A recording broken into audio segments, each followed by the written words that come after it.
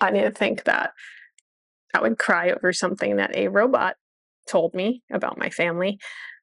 Um, okay, sorry. I wasn't expecting to cry over the robot, the robot's response.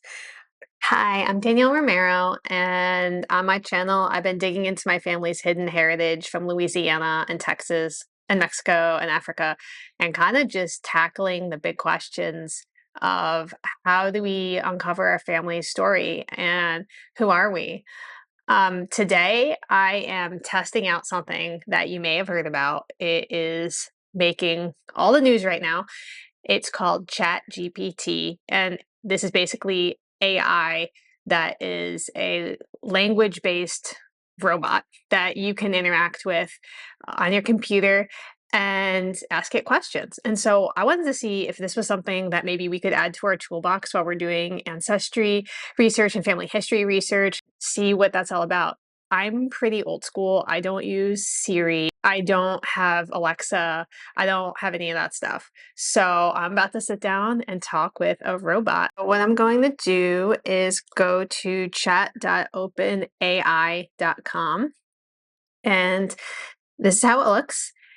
And in this little box right here, I'm going to be typing in my question. You need to give this robot a prompt, and you can kind of clarify your questions. And what I've found is that sometimes it's wrong, but if you ask it a better way, you might get a better answer. I am going to start by just asking it a little bit about what it was like for my great-grandmother growing up in Natchitoches, Louisiana in 1900. Let's make it like a couple decades before. So I'm going to ask, what was it like growing up in Natchitoches, Louisiana from maybe, let's say, 1850 to 1900? Okay, so it's thinking. I just asked a robot a question.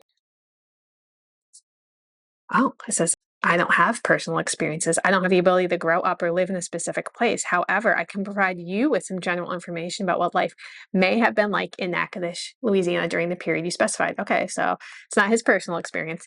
Natchitoches is a small city in the state of Louisiana that was founded in 1714. During the period from 1850 to 1900, the city would have been a relatively small and isolated community. It would have been a largely agricultural region, with the primary crops being corn, cotton, and wheat. Okay, this all sounds pretty accurate. If I'm reading something and you're like, that thing got it totally wrong, like, let me know. Life in Natchitoches during this time would have been quite different from life in modern times. Most people lived in rural areas and were involved in farming or other types of manual labor. There would have been few, if any, minor conveniences such as electricity, running water, or indoor plumbing.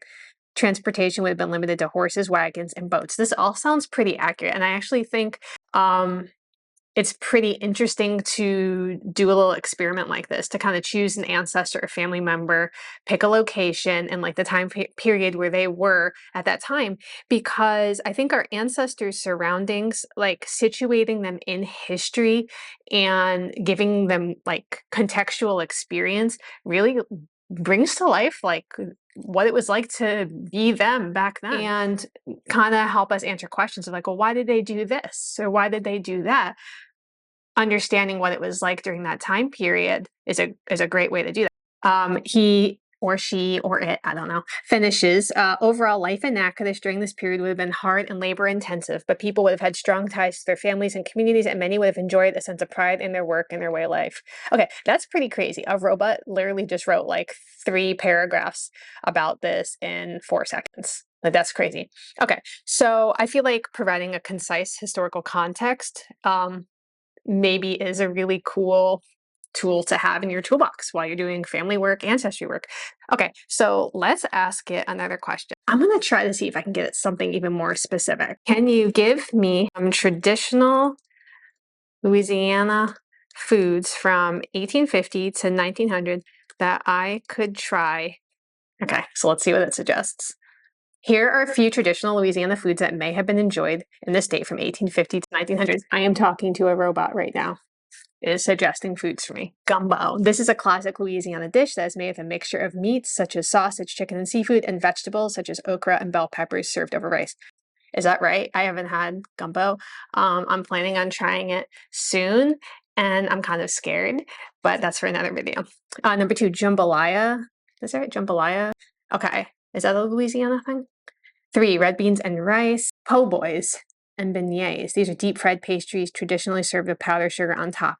I hope you enjoy trying some of these traditional Louisiana foods. This thing is ridiculous. I think that this is actually a really interesting way to use this. If you are wanting to just kind of have fun and reconnect to your ancestry and you're thinking, well, how can I do that? Or maybe, I mean, you can Google things. And of course, we shouldn't be taking what this thing says as the end all be all of what is true as far as situating our ancestors in history and kind of giving us a flavor for what it was like for them back then. Like, that's pretty interesting. Okay. I want to give it a little bit of a harder query though.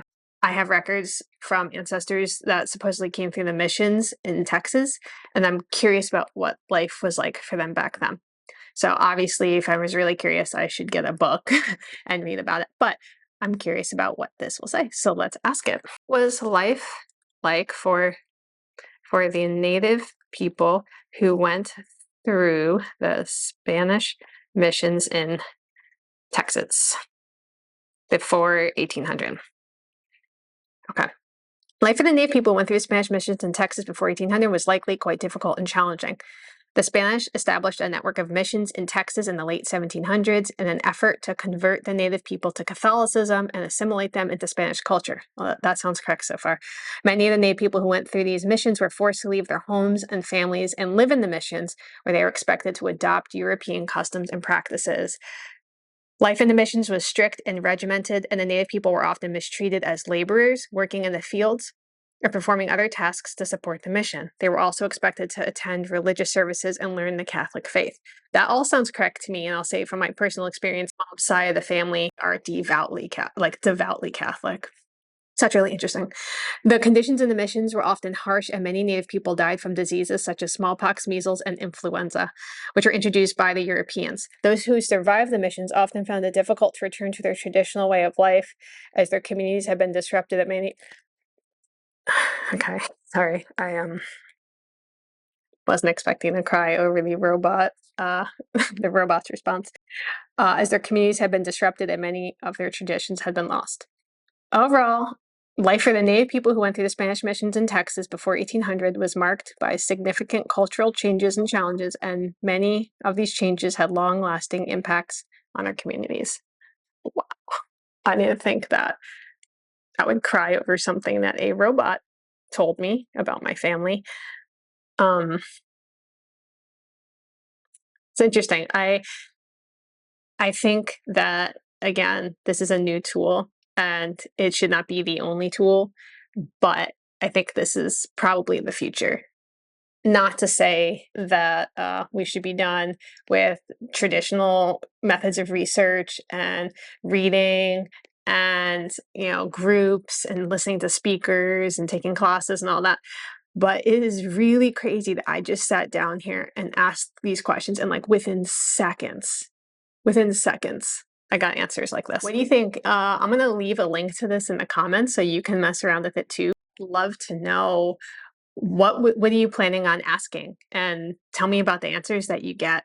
And do you think that this is a viable tool for studying your family story and ancestry, or is this kind of a waste of time? Meantime, I'm still not going to use Alexa or Siri, but I think I'll be messing around with this.